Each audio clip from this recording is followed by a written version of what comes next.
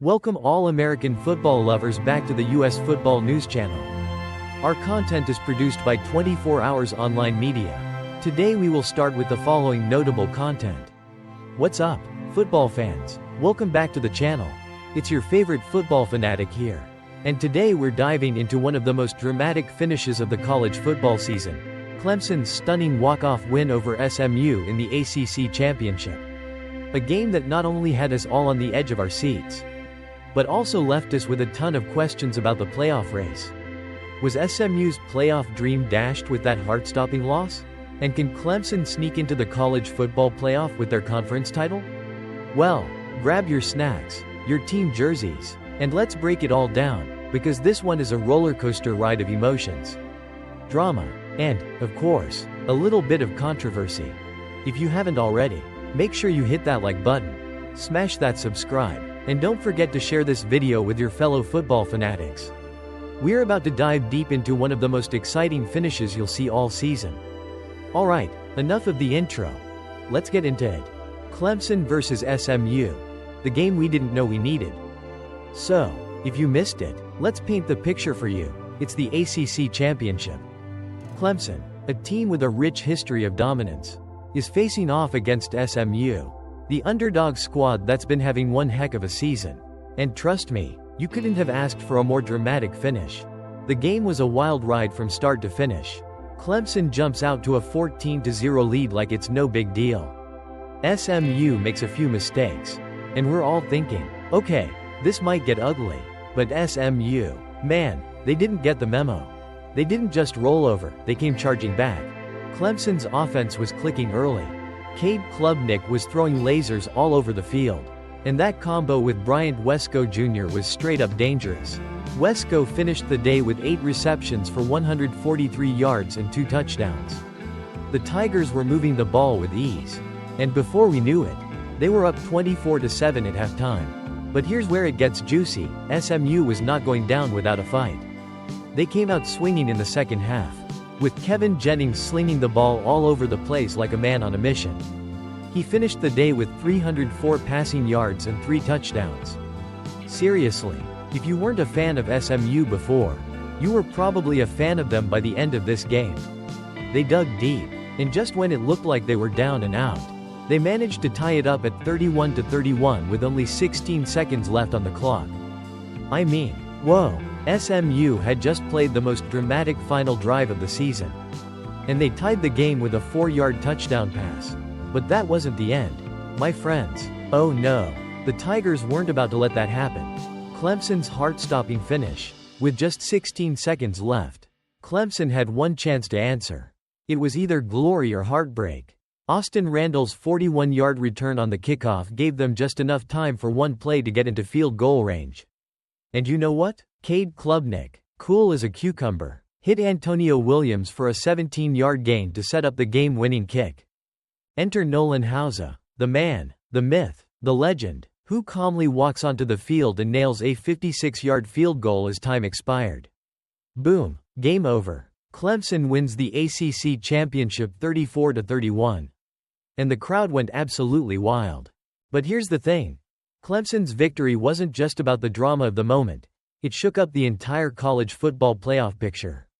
So, let's dive into that, shall we? The big playoff debate. Is SMU still in? Let's address the elephant in the room. Did SMU just get knocked out of the playoff with this loss? Well, hold your horses, because this is where it gets interesting.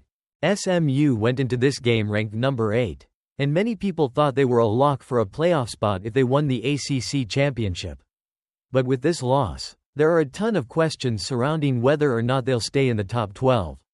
Which is what they need to secure a playoff berth. Now, let's be real. SMU had an impressive regular season, finishing with a solid 11-2 record. But in the eyes of the committee, it's all about how you finish.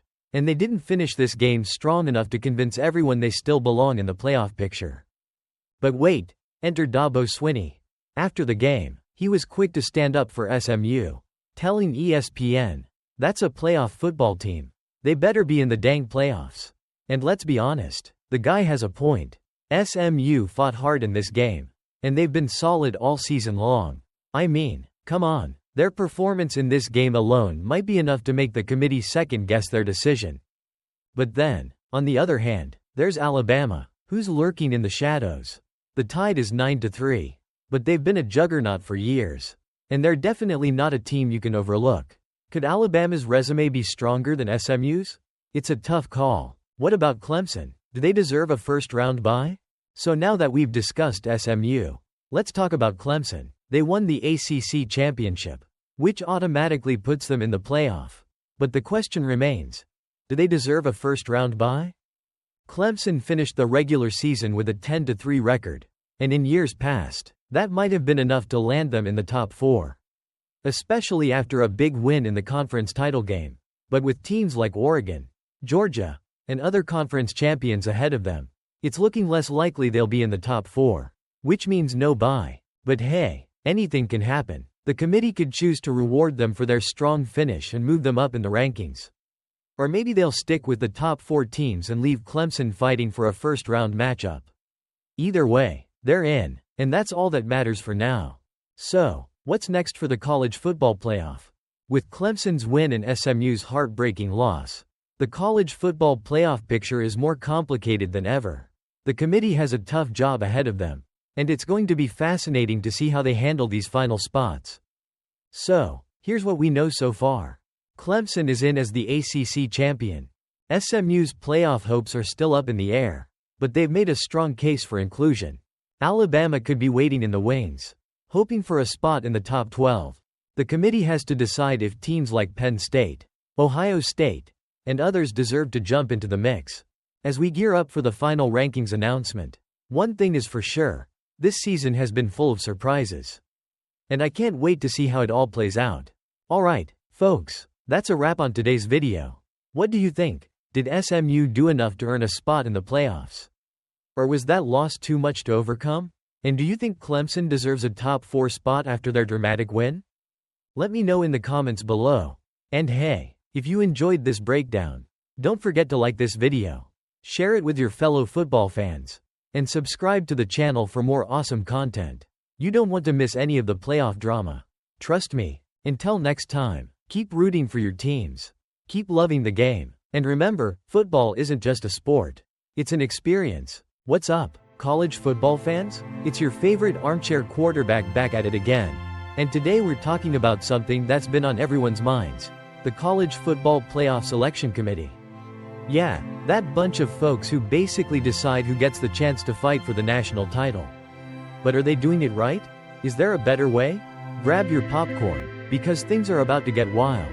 Now, we all know that college football is like the NFL's crazy cousin who shows up at family reunions, drinks too much soda, and starts arguing about rankings. And when the season is on the line, and the stakes are higher than ever, the CFP committee gets to work, throwing out rankings and selections like they're preparing for a high-stakes fantasy football draft. But let's be real, it's not all sunshine and touchdowns. The origins of the selection committee. Let's rewind a little bit, shall we? Back in 2014, the CFP committee had to make one of its first big calls. Who gets the last spot in the playoffs? TCU, Baylor, or Ohio State? Well, they picked Ohio State, and the world went bananas. People were so mad they started sending letters and probably a few pizzas to the committee members. I'm sure. Fast forward to 2016, and the committee made another controversial decision. They picked Washington from the Pac-12 over Big Ten champions Penn State. Yikes. Dan Radakovich, Miami's athletic director, was actually on that committee when these decisions went down. But now, it's Radakovich's own team, Miami, who is sitting on the outside looking in. Despite being 10-2 and ranked number 12, Radakovich's Hurricanes have been left on the chopping block as the CFP selection committee gets ready to make its final picks. Imagine that, being in the room when these tough calls